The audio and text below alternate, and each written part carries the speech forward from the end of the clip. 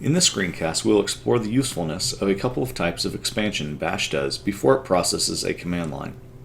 This graphic on the screen shows the order of expansion that Bash performs. The first expansion type we will look at is brace expansion. Brace expansion is great for making Bash fill in a list of values. This is different from pathname expansion, where it is matching a pattern for existing files. This brace expansion will create values regardless of if they exist or not. The list of values will be generated by the pattern. This is really useful if you want to create a bunch of items at once based on a pattern or a list of values. Let's look at a list of values first.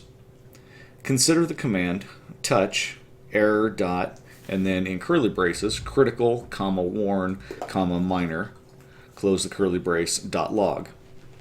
That curly brace section creates a list of values to make.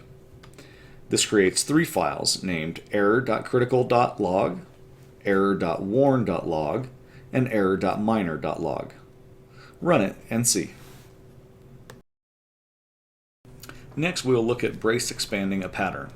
In this example, I want the pattern to create files error1 or error.1.log through error.100.log.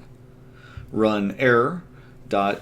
Open the brace 1.100, close the brace .log, and verify that it creates your listings. The two dots is the syntax used by the brace expansion to indicate a pattern. Next, let's look at arithmetic expansion. This type of expansion performs simple integer arithmetic. To perform it, use the syntax $, and then a double set of parentheses. Notice the double parentheses here. This makes it different from command substitution, which only uses one set of parentheses. Run $, and then inside the double set of parentheses, 10 times 10, times being the asterisk, and see what happens. It performs a calculation and substitutes the answer in before the command line is processed, which means that when the command line is processed, the only thing to process is 100, which is not a valid command, hence the error. If we make that echo, and then the $, double parentheses, 10 times 10, it will happily spit out our answer onto standard output. Command substitution is also very useful. It allows us to have the command replaced with the output of the completed command. To do this sort of substitution, use the syntax $, and then a set of parentheses. Older syntax of backticks also works.